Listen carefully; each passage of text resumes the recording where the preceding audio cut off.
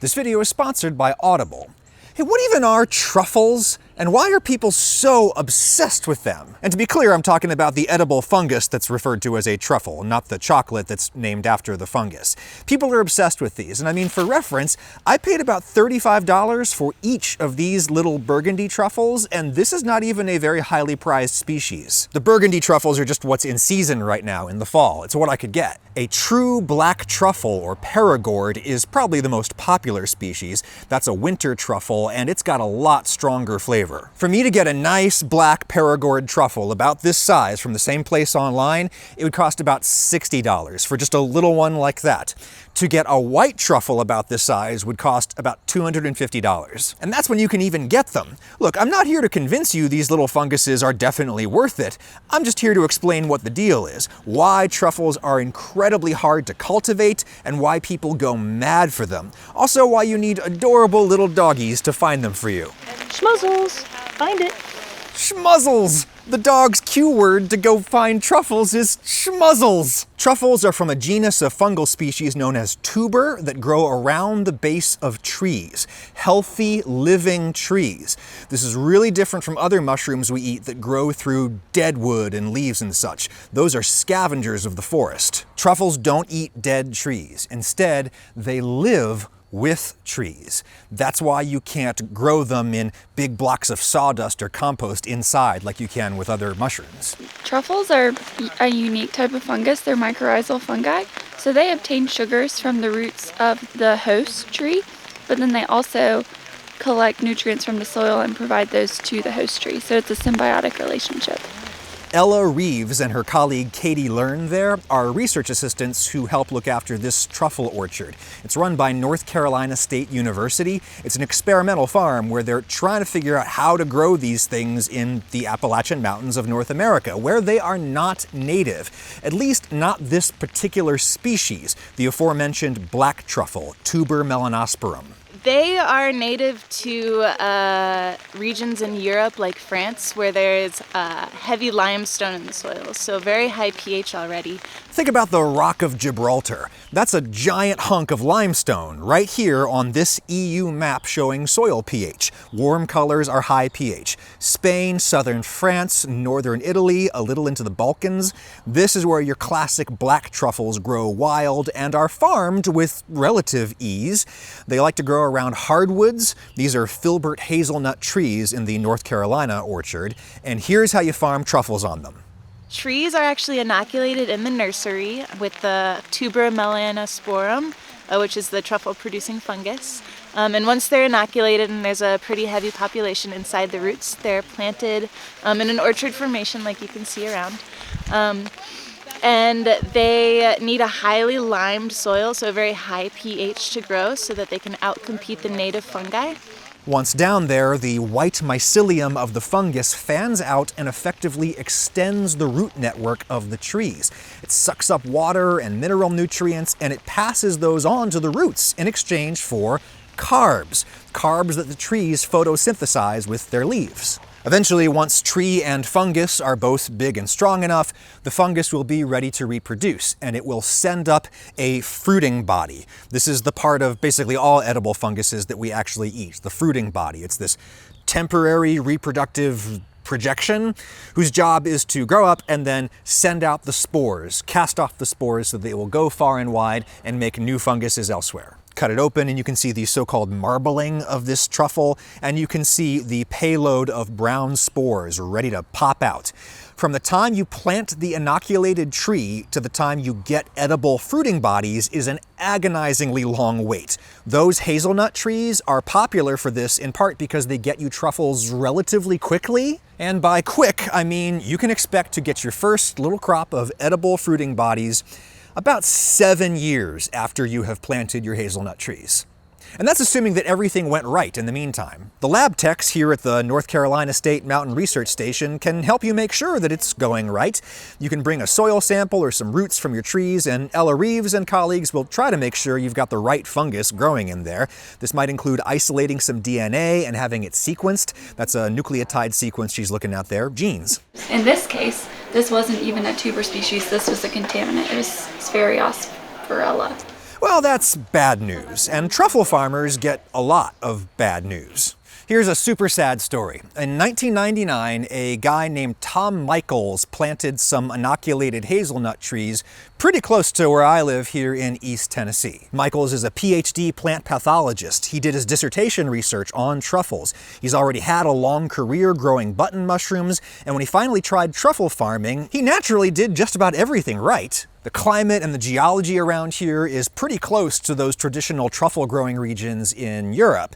So Michaels was definitely doing this in the right spot, and after nearly a decade of waiting, he suddenly started getting bumper crop after bumper crop of real black Paragoid truffles right here in East Tennessee. Tom Michaels was then, and arguably still is, the only person to ever produce true black truffles on anything close to a major commercial scale here in the Americas.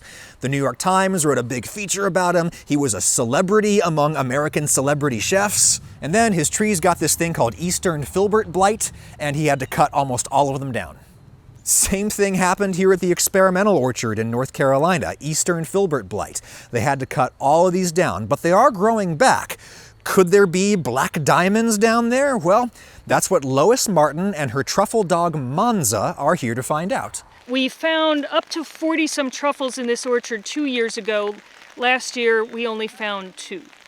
And so we don't know what will happen, how stressed the trees were. The second planting that's much larger, denser, that we have not found anything in yet, and it's due. We're here. Come on. Schmuzzles. Schmuzzles! Monza is a legato romagnolo, a breed used in Italy to sniff out truffles. Monza and her human Lois are among the very few professional truffle hunting teams available for hire in this hemisphere. A well-trained dog like this should be able to sniff out any truffles down there. The truffles want to be found. The pungent aroma for which we prize them has literal pheromones in it. The whole point is to attract animals who will come and dig up the fruiting bodies and thus distribute the spores far and wide. Even the inferior human nose can detect a really ripe truffle from, across the room. But doggies are way better at it, especially for an early season check like this is. You train them to associate the odor with a treat, with a reward. For centuries in Europe, they used pigs to sniff out truffles. Problem was, the pigs would eat the truffles, whereas dogs... If they're well trained, they will not eat a truffle. There are some romantic ideas that if you feed the dogs some truffle, that they'll find the truffles. But the problem is, then they may start eating the ones that are restaurant quality grade that you would prefer selling intact. But Monza would never do anything like that. No, would you? You're a good doggy, Monza. And hey, has she got some over there? We have something! It would be a really big deal if she's got something, especially this early in the season. It would mean this blighted orchard is back. It would mean there's hope for all the wannabe truffle farmers around here who've sunk untold time and money into a dream that so far only one guy, Tom Michaels, has been able to realize, only to have it snatched away from him a few years later. It would be a big deal if there's a truffle on those roots. No ma'am. Forget it! I feel you, Monza. I mean, these do kind of look like, surely there are people in this hemisphere who've managed to farm truffles successfully. In Northern California and the Pacific Northwest, yeah, there are people doing it, but it's on a pretty small scale. And the reason American chefs want a local product is these are only super fragrant for a short while. They are casting off their volatile organic compounds into the wind like confetti. By the time you get them from Europe, they might be only really good for a couple more days. And the smell is what it's all about. These hardly taste like anything. Truffles are all about those very powerful but ephemeral aromas. I've heard it described as animal musk before. It's really like a woodsy, earthy. Earthy, I think is the word. Yeah. Well, whatever it is, the most common way of getting real truffle into food is to shave it paper thin onto something hot and steamy. That's too thick, the slices. I'm doing better over here on the risotto. You shave the raw fungus on top. There's just enough heat and moisture there to unlock some more of the aromas. If you cook them much more than that, you drive most of the aromas away. Probably the most common way of getting truffle flavor into food is not with truffles, but with infusions, truffle oil. And most of the stuff stuff that's on the market is fake, not made with actual truffles, though they have put in the bioidentical compounds in here to make it smell of truffle. And I don't know, people get snobby about this stuff, but I think it's real good. And you generally don't cook it, you just use it as a raw finishing oil on food. The traditional way they make truffle oil is to take any leftover crumbles or otherwise unsuitable fragments of truffle and you just throw them into some oil. Of course, fats are tremendously good at absorbing and trapping and then carrying aromas. That's actually what Lois Martin is doing in these little baggies of hers. She's got a block of butter in there to grab the smells cast off by this little guy that Manza found on a different hunt. Notice it's brown and smooth, not rough and black. That is not a Perigord truffle. So we're smelling what the tuber leonii, which is also known as the pecan truffle, and it's a native truffle to the United States. We find it frequently in orchards, even if they're planted with the European varieties. At least that's what she thinks it is. They're still waiting on genetic test results, but this lab full of truffle nerds is pretty jazzed to smell a native truffle, one that actually wants to grow in the Americas.